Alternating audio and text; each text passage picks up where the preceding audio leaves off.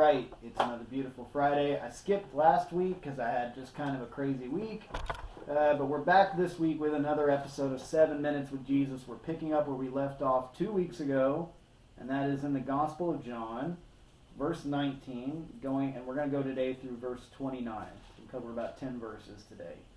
And this is a section in which Jesus is speaking about the relationship of the Son to the Father. Remember where we left off 2 weeks ago, the Jews were seeking to kill Jesus because he said that God was his Father, and they said he was making himself equal with God.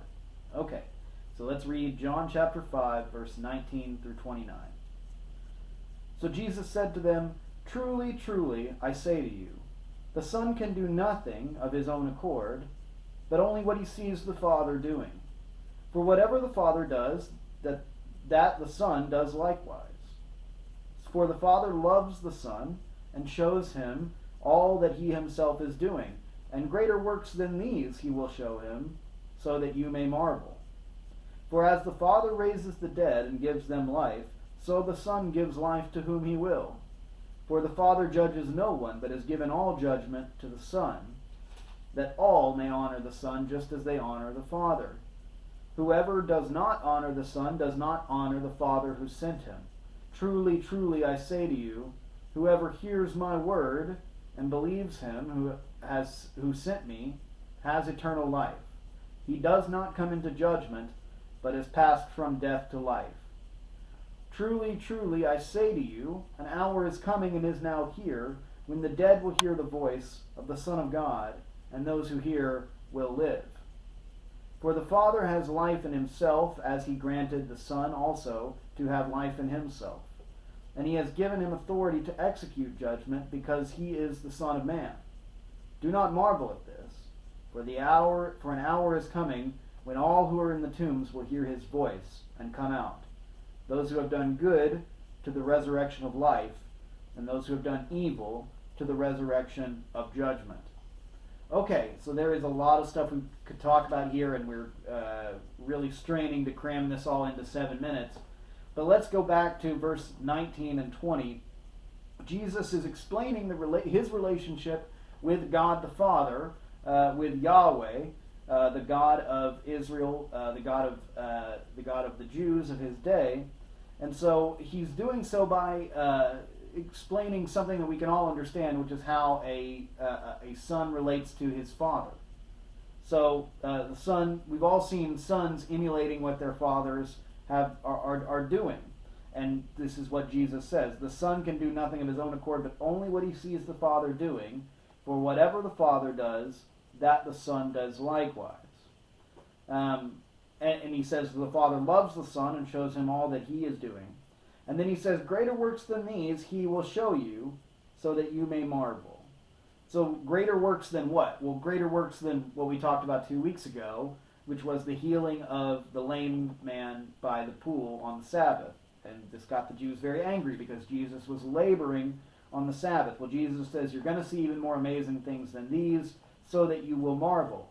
And then he says in verse 21, for as the Father raises the dead and gives them life, it's within God the Father's power to give anyone life whom he will, and to raise whomever from the dead that he will.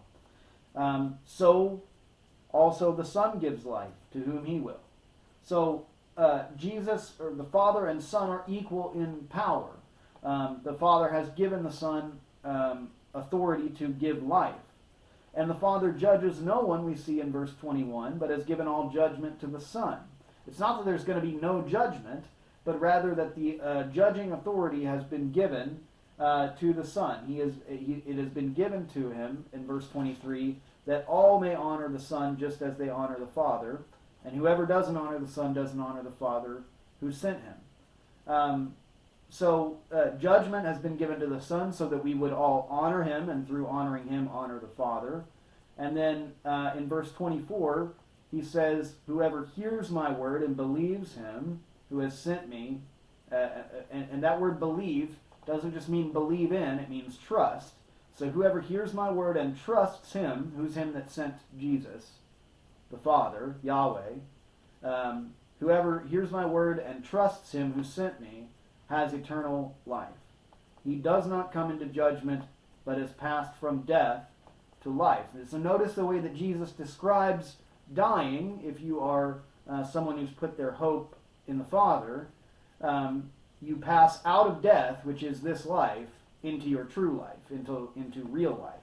And that is what comes beyond. And he does so without any fear of judgment for the life that he's lived here.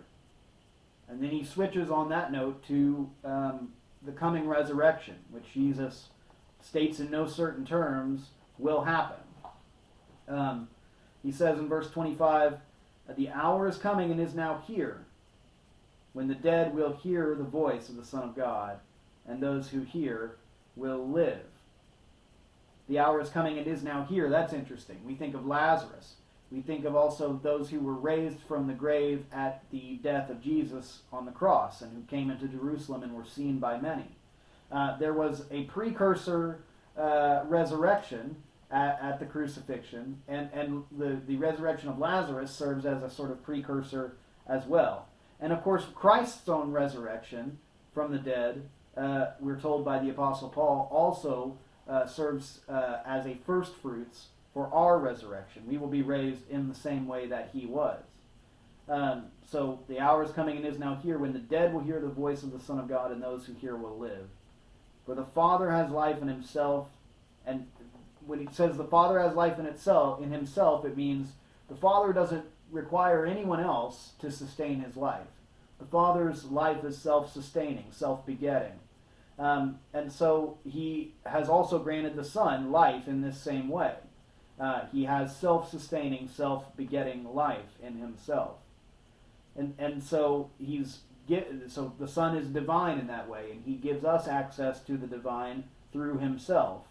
But then in verse 27, he's also given him authority to execute judgment. And note this is interesting, because he is the Son of Man. The Son of Man was a figure that was prophesied in the Old Testament, but the idea here that he has authority to judge because he is the Son of Man. The most basic way to think about this idea of the Son of Man is one looking like a human being, one who looks like us, one who is one of us. And so he has authority to execute judgment over us because he came here, he did the things that we do, and was perfect and uncompromising in both his divinity and his humanity.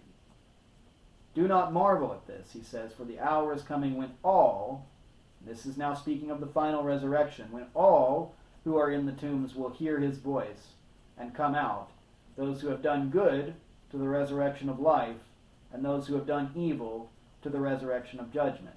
So there will be an hour when every dead person in the grave will hear the voice of Christ and will come forth from the grave, will come out. And those who have done well to life, this resurrection will be life in the highest sense for them. Those who have done evil are consigned to judgment. And Jesus speaks in other places a little bit more about what that judgment will entail.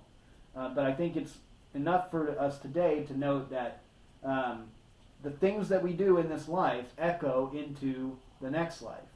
And there will be effects for the things that we've done here in the resurrection. Those who are judged to have done good will be granted life.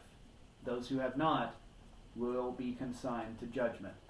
That's all we've got for today, but thank you so much for tuning in, and look for a new 7 Minutes with Jesus next week where we will finish off John chapter 5. Thanks so much. Have a good day.